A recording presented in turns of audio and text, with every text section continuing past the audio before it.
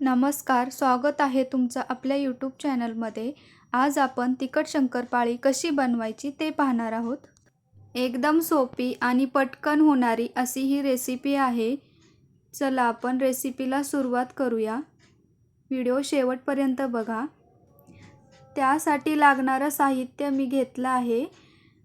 अर्धा किलो मैदा चाळून घेतला आहे. चवीनुसार मीठ, कस्तुरी मेथी, हिंग, ओवा, मिरची पावडर, हळद आणि धना पावडर. आता हे सर्व मिक्स करून घेऊया.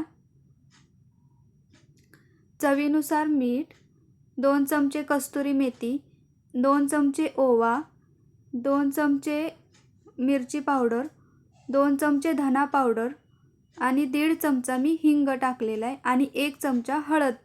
असे सर्व मसाले घालून व्यवस्थित मिक्स करून घेऊया. आणि हो, मी जिरा पावडर विसरली होती, तर 2 चमचे जिरा पावडरसुद्धा टाकायची आहे. हे सर्व प्रमाण आपल्या मसाल्याच्या डब्यातील जो छोटा चमचा असतो त्याप्रमाणे घेतला आहे. हे सर्व व्यवस्थित मिक्स करून त्यामध्ये गरम तेल टाकायचं. व्यवस्थित मिक्स करून घ्यायचं. थोडं थंड झालं की थोडं हाताने सुद्धा मिक्स करायचं आणि मग पीठ मळायला सुरुवात करायची.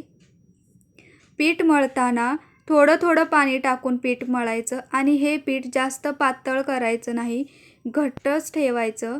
त्यामुळे आपल्या शंकरपाळ्या एकदम छान होतात. बघू शकता अशा प्रकारे पीठ मळून घ्यायचं आणि एक 5 ते 10 मिनटं झाकण लावून ठेवायचं. 5 मिनटं झालेत. आता आपण शंकरपाळ्या बनवायला घेऊया. सगळ्यात अगोदर आपण सर्व गोळे बनवून घ्यायचे. त्यामुळे काय होईल, आपल्याला पटापट चपाती लाटता येईल. अशा प्रकारे सर्व गोळे बनवून घ्यायचे आणि आता आपण चपाती लाटूया. चपाती लाटताना एकदम पातळ लाटायची. थोडंसं पीठ सुरुवातीला घ्यायचं, नंतर काही गरज नाही पीठ घेण्याची.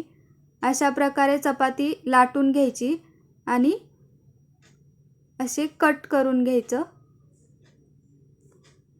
तुम्हाला ज्या आकारामध्ये पाहिजे तसं तुम्ही कट करू शकता.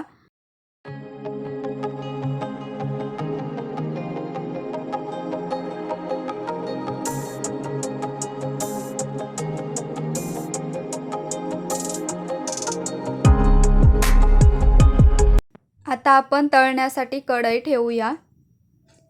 कढई व्यवस्थित गरम झाली. आता त्यामध्ये तेल टाकू. तेल गरम झालंय की नाही ते पाहण्यासाठी एक शंकरपाळी टाकून बघितली. तेल आपलं चांगलं गरम झालंय. आता आपण शंकरपाळ्या तळून घेऊया. सर्व शंकरपाळ्या आपण मीडियम गॅसवरती तळून घेणार आहे आणि काढताना गॅस स्लो करून मगच काढायच्या. अशा प्रकारे बघू शकता आपले शंकरपाळ्या तळून झालेले आहेत. अशाच प्रकारे सर्व शंकरपाळ्या तळून घ्यायचे आहेत.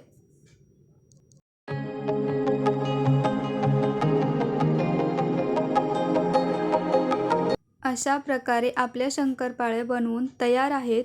स्नॅक्स म्हणून किंवा चहाबरोबर सुद्धा तुम्ही हे खाऊ शकता. खूप टेस्टी लागतात आणि बनवायला सुद्धा खूप सोप्या आहेत. तुम्ही सुद्धा नक्की बनवून बघा. व्हिडिओ आवडला असेल तर लाईक, शेअर आणि सबस्क्राईब करा.